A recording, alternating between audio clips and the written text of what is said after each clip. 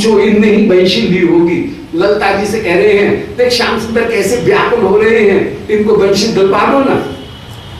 जब नांदी मुखी जी श्याम सुंदर की ये दशा देखे, अपूर्ण रूप से परम चतुर और बड़ी चतुराई के साथ में श्री प्रियालाल को मिलाने के लिए श्री नांदी उस समय श्री विश्वानंदिनी से बोली।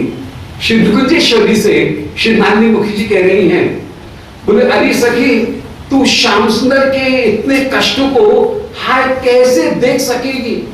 अरे सखी तू एक काम कर, श्याम सुंदर की बंशी को तो क्षमा कर दी।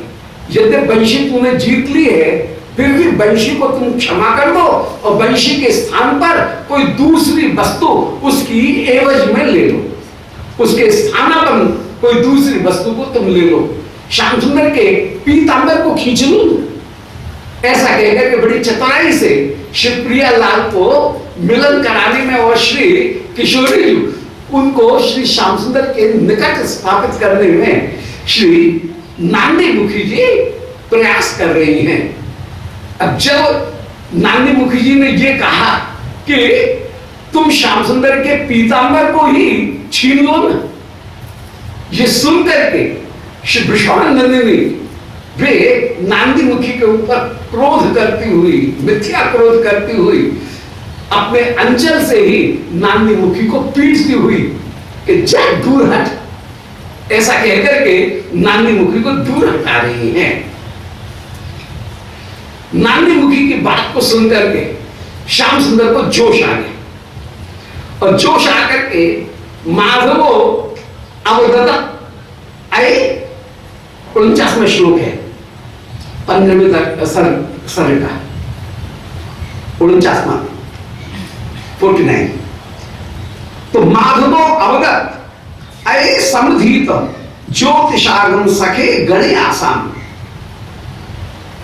श्री माधव उस समय मधुमंगल से बोले कि भैया मधुमंगल तूने तो पौर्णमासी जी के साथ में सुना है, रह करके सारे ज्योतिष को जाना है। मधुमंगल बोले हाँ मैं जितने भी वेद के अंग हैं 6 अंग उनमें परम निष्णात हूं।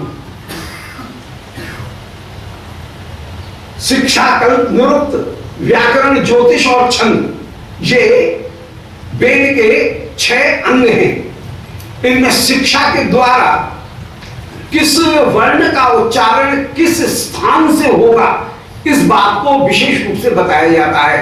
उच्चारण की शुद्धता उसका कहीं निर्धारण होता है तो वो शिक्षा शास्त्र के द्वारा होता है कि कौन सा तालव्य वर्ण है, कौन सा दंत है, कौन सा कंठ है, कौन सा ओष्ठ है, कौन सा कहीं अनुनासिक है। तो इन सबों के स्थान का सम्यक प्रकार से निरूपण करने वाला जो शास्त्र है उसका नाम शिक्षा है।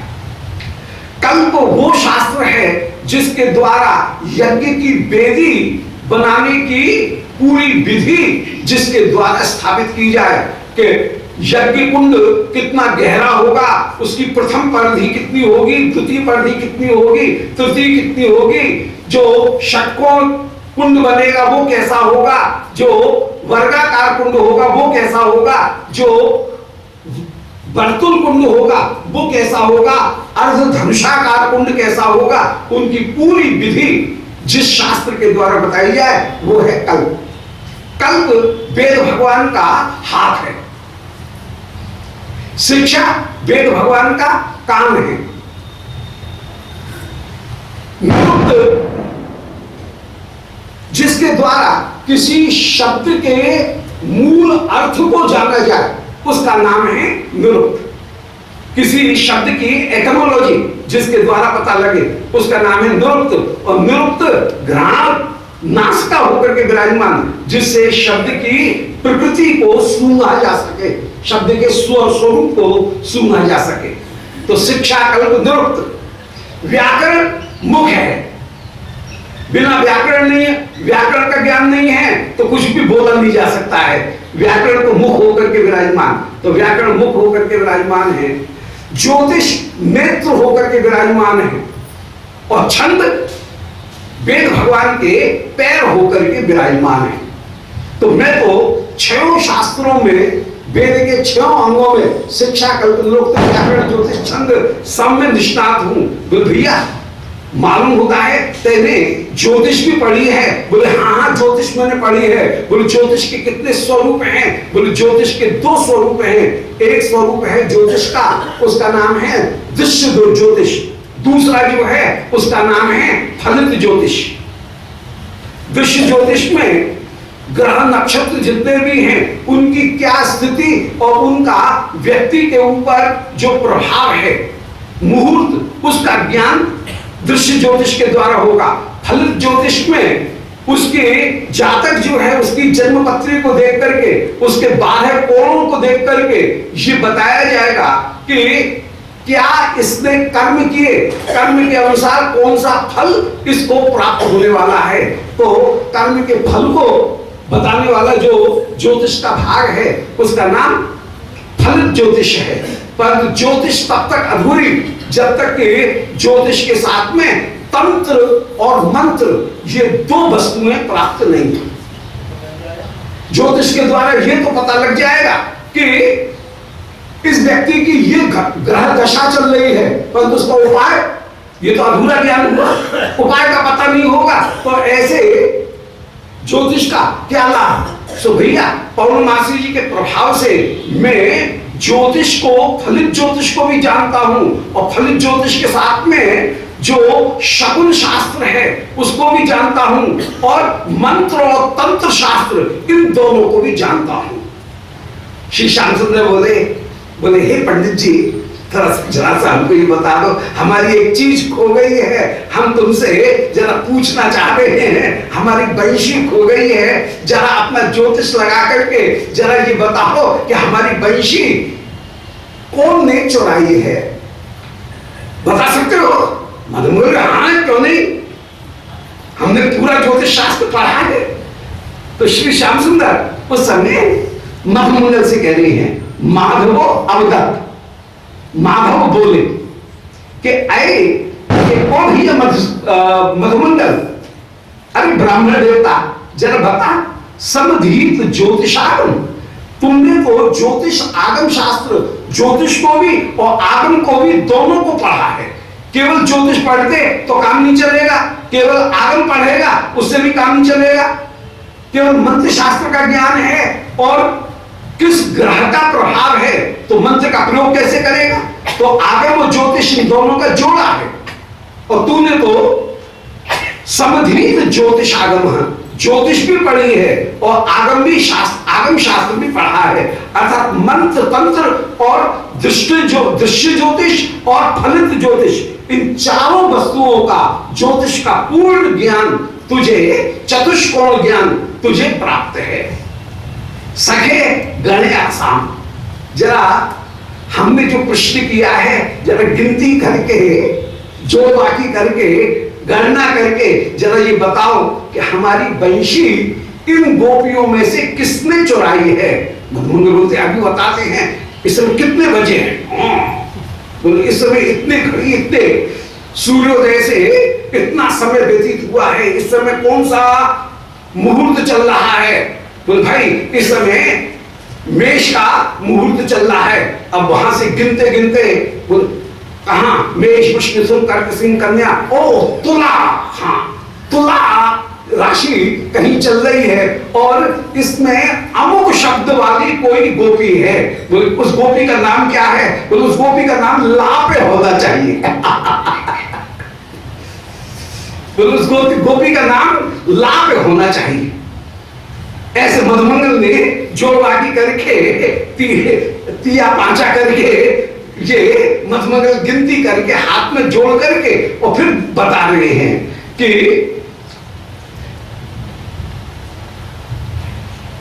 काजहार मुरली। श्यामचंद्र ने पूछा कि आसाम काजहार मुरली, इन गोपियों में किसने मुरली को चुराया। अथ किंचित भावेन, उस समय मधुमंगल कुछ भावेन माने कुछ तो विचार कर रहे हैं आंख बंद करके और कुछ गिनती कर रहे हैं जोड़ बाकी करके।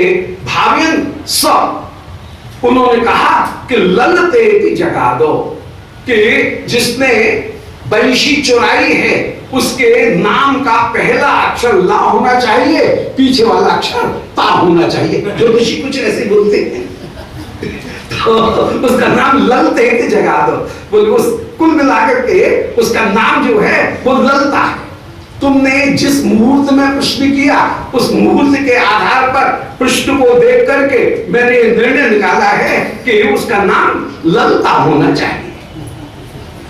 जैसे ललता का नाम दिया, ललता जी बिल्कुल लाल पीली हो गई, भौं टेढ़ी करके मधुमंगल से बोली कि नाम अस्मिन् कुटिले। बोले अरे कुटिल, मैंने बंशी काय को चुराई है? मैंने बंशी नहीं चुराई है। हमारे घर में क्या ईंधन की कमी है? क्या वृंदावन में क्या सूखा ईंधन मिलता नहीं है जो हम श्याम सुंदर की एक हाथ की बंशी को चुराएंगे? रसोई करने के लिए हमारे पास में बहुत सा ईंधन है। वृंदावन के वृक्ष सूख नहीं गए हैं, वृंदावन का वृक्ष बन उजड़ नहीं गया है, वृंदावन में खूब ईंधन है। ये सूखी पोली बंशी को हम काय को चुरा करके लेंगे? तो ना हम अस्मिन् कुटिले बदंती माहताम गिरधरो। श्याम सुंदर बोले ना ना, ज्योतिषी ने बताया है, हम पूछ करके आए हैं, तुम ही चोरनी हो, तुमने ही चोरी की है। अब हम तुमको छोड़ेंगे नहीं और तुम्हारा नंगा झारा लेंगे, तुमको छोड़ेंगे नहीं, हम तो तुम्हारी तलाशी लेंगे, तुम्हारा नंगा झारा देंगे। बदंती माहताम गिरधर। श्री गिरधर उस समय श्री ललता के सामने अटक गए और ललता जी से अटकते हुए श्री श्याम सुंदर बोले कि अब रसनाम स्वाम कंचुकीम कष्टतिंच विमुक्त ग्रंथिम ईक्षये। कह दिया तुम अपनी कोधनी, कंचुकी, चोटी, इन सबों को खोल करके हमको दिखाओ कि वंशी कहीं तुमने छुपा करके रखी होती। अब तो हम तुम्हारी तलाशी लेंगे ही लेंगे। तो रसनाम स्वाम, अपनी रसना माने कोधनी, कंचुकी और कचतती माने जो तुमने चुटीला बांध रखा है, उनको जो चोटी है उस चोटी को भी विमुक्त ग्रंथि की क्षय, उनकी ग्रंथि को खोल करके हमको दिखाओ। नचे श्री किशोरी श्री ललता जी करके जो पीछे सरक रही हैं और भुगती टेढ़ी कर रही हैं, वो नचे यदि तुम नहीं दिखाओगी तो मम का भी मैं कोई डरता हूं क्या? तो मुझे कोई भय नहीं है। अर्थात मैं अपने हाथ से फिर तुम्हारे केश बंधन उनको खोलते हुए मैं अपने हाथ से तलाशी ले लूंगा। या तो अपने आप तलाशी ले लो, नहीं देती हो तो हमारी तो चीज कोई है, हम तो तलाशी लेंगे ही लेंगे। तो नचेत मम का भी, यदि नहीं देती हो तो मम का भी, मुझे किसी का डर थोड़ी है, फिर मैं अपने बल से अपनी चीज को ढूंढ लूंगा। यदि मिलती है तो तुम दोषी, नहीं मिलती है तुमको छोड़ दूंगा, मैं तो अपनी चीज ढूंढ रहा हूं, तुमसे पहले कह रहा हूं। तुमने सुने नाहम अस्मिन् कुटिल इति। अरे कुटिल, अरे मधुमंगल, मैंने चोरी नहीं की है।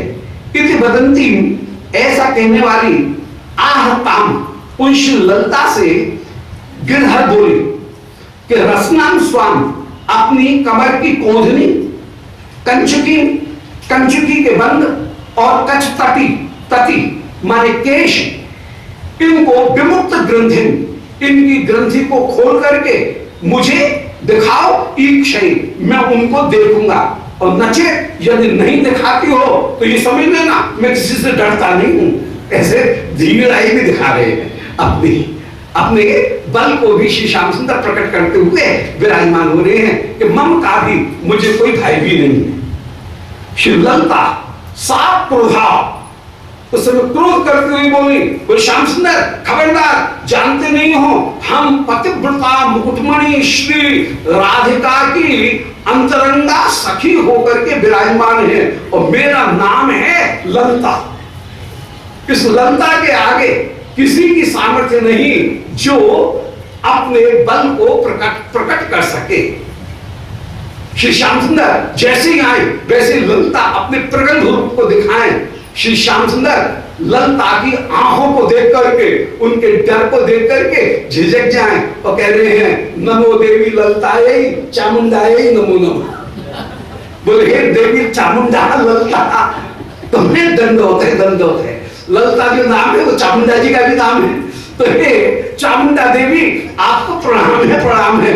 वास्तव में तुम चामुंडा ही हो रही हो, ललता ही हो रही हो।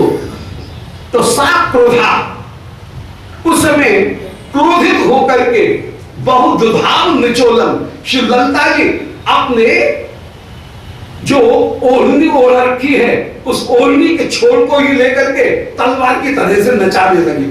आज बहुत दुधाव निचोलन, दुधाव माने हिलाया, कंपेयामास, निचोलन माने अपने ओढ़ना उसको ही श्री ललता जैसे हिला रही हैं, मानो अपनी तलवार को दिखाती हुई अपने पराक्रम को प्रकट कर रही हैं। और जब ललता का वो स्वरूप देखा श्री श्याम सुंदर कह रहे हैं नमो देव्यै ललतायै चामुंडायै नमो नमः। बोले आपको प्रणाम है, प्रणाम है।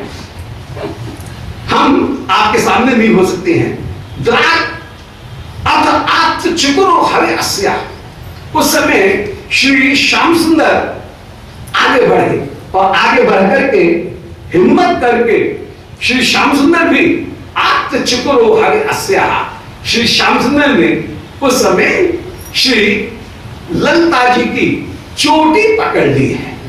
ललता सीधा जबकि होते लगे श्री ललता जी के आत्म चुकुरा, श्री ललता जी की चोटी पकड़ करके आप खींचने लग रहे हैं। आत्म चुकुरो हरे अस्या।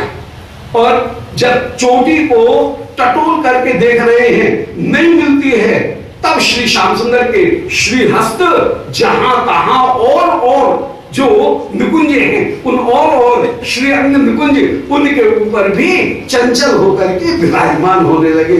तो कंच की कर धुतोप नखैद्यन लोचनेंगित विरत्यज एनाम। उस समय श्री श्याम सुंदर श्री किशोरी श्री ललता जी उनके वस्त्रों में जब बंशी को ढूंढने का प्रयत्न करें, छीना झपटी में उस समय श्री ललता जी के अंचल अपूर्ण रूप से बिखर रहे हैं। श्री श्याम सुंदर उस समय हट करते हुए विराजमान हो रहे हैं, परंतु बंशी नहीं मिल रही है। और उस छीना झपटी में कहां ओढ़ना जा रहा है, कहां कंचुकी जा रही है, कहां साड़ी का पल्ला जा रहा है, इनको होश नहीं है। और उस समय जितने भी वस्त्र उनके बंधन सब शिथिल होकर के इधर उधर होकर के विराजमान हो रहे हैं। तो कंचुकी कर धुता नखैद्यन, नख की छीना झपटी में उस समय अंचलादिक जितने भी वस्त्र हैं वे सब अब अस्त व्यस्त होते हुए विराजमान हो रहे हैं। श्री श्याम सुंदर लोचनेंगित विदत्य अजत एनाम।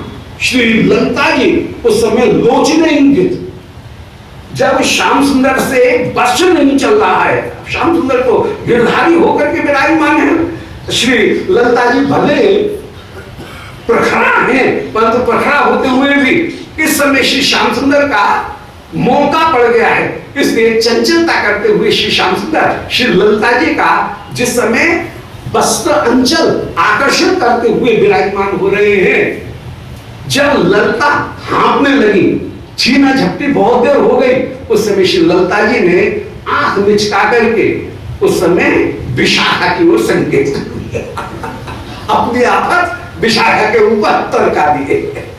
मानो कह रही है मैंने वंशी ली है, संकेत ही संकेत में ललता जी ने संकेत कर दिया कि वंशी होगी तो विशाखा के पास में होगी। तो लोचनेंगित विदित विदत अत्यजत लोचनेंगित विद। उस समय श्री ललता के लोचन के द्वारा किए गए इंगित को श्री श्याम सुंदर समझ गए और समझ करके अत्यजत इनाम श्री श्याम सुंदर ने ललता को तो त्याग कर दिया और श्री विशाखा के आगे आकर के खड़े हो गए। विशाखा जी से वही जो लीला ललता जी के साथ में हुई वही लीला विशाखा जी के साथ में हुई।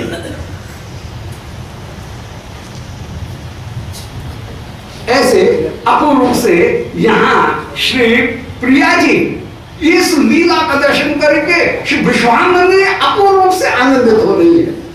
यद्यप सखी नहीं कृष्ण संगे मन तथापि प्रयत्ने राधा कौराय संगम।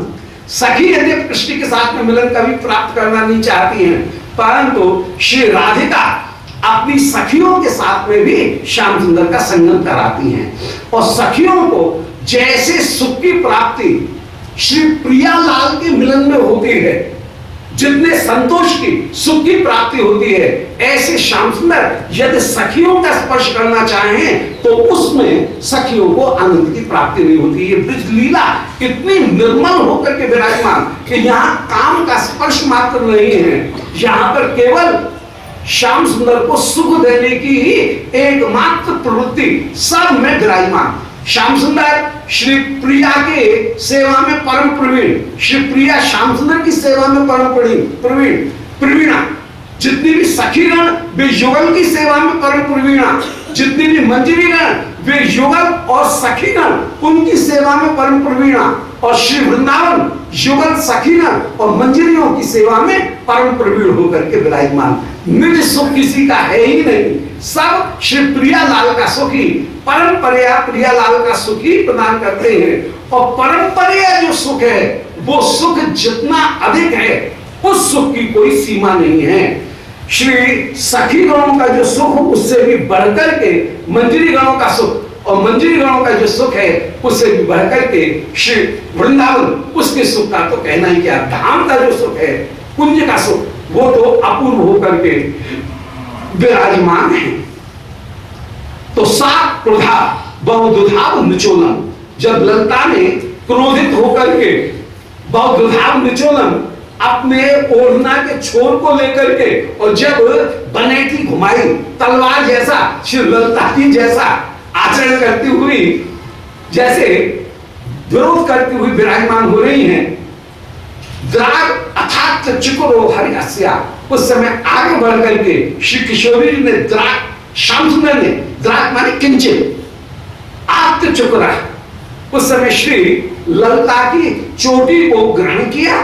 और चोटी को ग्रहण करने पर श्याम सुंदर जब चोटी में बंशी को नहीं पा रहे हैं, उस समय कंचुकी कर्द होता अपने श्री हस्त का प्रयोग करते हुए, हस्त कमल के द्वारा कमलों को ग्रहण करते हुए जिस समय विराजमान हैं, कमल से कमल मिलाते हुए जिस समय विराजमान हो रहे हैं, उस समय श्री प्रिया ललता अपने आप को लज्जा के कारण अभेथा भाव धारण करके बचाती हुई अपूर्व रूप से विराजमान हो रही हैं। और इस छीना झपटी में श्री वक्षस्थल के ऊपर विराजमान आभूषण हार वे त्रुटित हो रहे हैं, हाथ की जो चूड़ी है वे मुरकती हुई चली जा रही हैं, बाजूबंद खुलते हुए चले जा रहे हैं। जहां पर निबी बंधन कोधनी वो न्यारी शिथिल होती हुई खुलती हुई चली जा रही है, टूटती हुई चली जा रही है।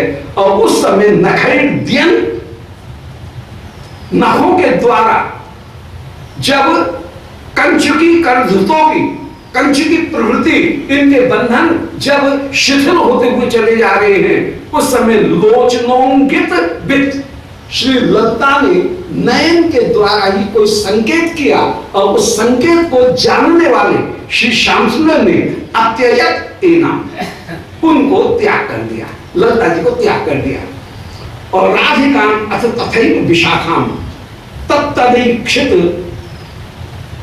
धुनूनम नुम्ना, कभी जब विशाखा जी के पास में आए और विशाखा जी के साथ में वो ही छीना झपटी जब होने लगी, कमल से कमल मिलाते हुए श्री श्याम सुंदर जिस समय विराजमान हो रहे हैं, हस्त कमल से श्री विशाखा जी के श्री हस्त कमल, कमल से कमलों को छीना झपटी करते हुए, कमल से कमल को मिलाते हुए जिस समय विराजमान हो रहे हैं, उस समय तत्तदेक्षित तट धूनम नुन्ना, श्री विशाखा राधिका की ओर संकेत कर रही है, मेरे पास में नहीं है। छीना झपटी में ही धीरे से कान में नयन के द्वारा संकेत करती हैं, मेरे पास में नहीं है, वंशी है राधिका के पास में। तो जिस सखी के पास में श्याम सुंदर जी आए वो ही दूसरी सखी का नाम दे, ललता ने विशाखा का नाम लिया, विशाखा ने राधिका का नाम ले लिया। तब तदीक्षित तट धूनन मुन्ना, उस समय तत्त ईक्षित तट धूनन, श्री विशाखा जी ईक्षित माने नयन, उनके तट माने कटाक्ष, नयन के कोर उनको धूनन, उनको मिचकाती हुई, नेत्र का किंचित आकुंचन करती हुई, संकेत करके, नेत्रों का संकेत करके ही उस समय अन्य जो गोपिकागण हैं, उन अन्य गोपिकागणों को भी, जितनी भी अष्ट सखीगण हैं, अन्य सखीगण, उनकी ओर भी क्रम क्रम करके संदेश दे रही हैं कि अब सुदेवी ने किया होगा, सुदेवी के पास में जाए तो वे कह रही है रंग देवी जी ने किया होगा, रंग देवी जी के पास में जाए वे कह रहे हैं चित्रा ने, चित्रा जी के पास में जाए वे कह रहे तुंग विद्या ने। ऐसे ईक्षित तट धूनन, ईक्षित माने नयन, उनके तट माने नयन कोर कटाक्ष, उनके अपांग, उन अपांगों को धूनन मन उनको हिलाती हुई, उनका आकुंचन करती हुई नुन्ना श्री श्याम सुंदर को प्रेरित कर रही है। नुन्ना माने प्रेरित करते हुए विराजमान हो रही है और उनसे प्रेरित होकर के सब देखत अपरा अपि चक्रे श्री श्याम सुंदर इसी प्रकार अपरा अन्य जो यूथेश्वरी, श्री जितने भी किशोरी जी के संग की जो यूथेश्वरी होकर के विराजमान है, सखियों में जो अलग अलग यूथ हो, जिन्होंने अपने यूथ को श्री राधिका यूथ में ही मिला रखा है, वे सारी सखीगण, उनको भी श्री श्यामचंद्र ने न क्षणात त्रुटित कंचन का किरण, कौन सी गोपी के साथ में श्री श्याम सुंदर ने अटकन नहीं की। श्याम सुंदर की ये अटकन, ये झटकन, ये भिड़न, ये अपूर्व रूप से श्री श्याम सुंदर की अरुझन अपूर्व विराजमान, और कौन सी गोपी के साथ में आप अरुझे नहीं हैं, किन के साथ में आप अरुझते हुए, उनके साथ में अटकते हुए श्री श्याम सुंदर विराजमान नहीं हुए। और उस समय सारी गोपिकागणों को क्षणा त्रुटित कंचन का सबको ही अस्त व्यस्त कर दिया। किसी का ओढ़ना बिखर रहा है, किसी का अमूड़ा खुल गया, चूड़ा, किसी की कंचकी खुल रही है, किसी के एक भुजा बाजूबंद वो त्रुटित होकर के गिरा, किसी के एक वलय कहीं त्रुटित होकर के गिरे, किसी की कंचुकी के बंद न्यारे खुल रहे हैं, किसी के हार के बंद न्यारे खुल रहे हैं। ऐसे क्षणा त्रुटित कंचन का कहा, किस गोपी को आपने, किस सखी को आपने व्याकुल नहीं कर दिया, और उन सब के श्रृंगार को बिगाड़ते हुए आप विराजमान हो रहे हैं। श्री कृष्ण जी बड़ी आनंदित हो रही है श्याम सुंदर की अपनी सखियों को श्याम सुंदर के साथ में मिलवा करके, श्री अटकन देख करके श्री किशोर जी बड़ी आनंदित हो रही हैं, परम सुख को प्राप्त कर रही हैं। इतने में ही यहां पर छीना झपटी चल रही है, झगड़ा चल रहा है। इतने में ही झगड़ा को बढ़ा हुआ देकर के वृंदा देवी भी दूर खड़ी। इतने में ही वृंदा देवी के पास में आकर के किसी बन देवी ने कुछ प्रार्थना की। वृंदा देवी बोली जल्दी से जा, भीतर से। और उस समय एक बन देवी ने आकर के सब गोपियों से कहा, श्याम सुंदर से कहा, सुनो सुनो सुनो, बहुत जरूरी बात, एक आवश्यक सूचना। सब कान खोल करके खड़े हो गए। बोले क्या हुआ? उस समय ताव देखते बन देवी अति किंचित प्राह, श्री वृंदा जी ने ही, बन देवी वृंदा जी है, स्वयं वृंदा जी उस समय तुरंत ही आई और तुरंत ही आकर के सबको रोकती हुई श्याम सुंदर से कह रही है, श्याम सुंदर जरा रोको रोको, किशोरी से कह रही है जरा रोको रोको, और कह रही है कि काचित प्राह, कोई बंदे भी श्री वृंदा जी उनने ही आकर के कहा कि सूर्य सदने जटिला का, कि लोग जटिला जी सूर्य मंदिर में आ रही हैं, सूर्य सदन में, सूर्य भवन में श्री जटिला जी आ रही हैं।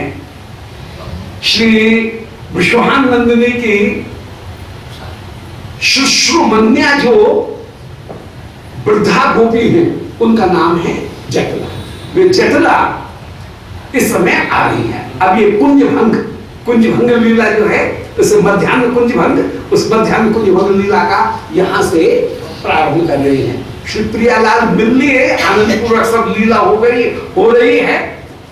अब इस मध्यान्ह मिलन को समाप्त करके फिर मधुर रस से अन्य रस में प्रवृत्त कराने के लिए सखाओं के बीच में आगे की जो मध्यान्ह लीला है और अपराह्न लीला में सब गैयाओं को जलपान करा करके गैयाओं को वापस लौटाने के लिए, क्योंकि श्याम सुंदर को आगे की लीला में प्रवृत्त कराना है, नहीं तो ये तो लीला कभी समाप्त होने वाली है ही नहीं, ये तो चलती रहेंगे, एक लीला में दूसरी और दूसरी में तीसरी, तो पुंखानुपुंख लीलाओं का जो विस्तार है वो तो यहाँ पर चलता ही रहेगा। इसलिए श्री लीला शक्ति रूप श्री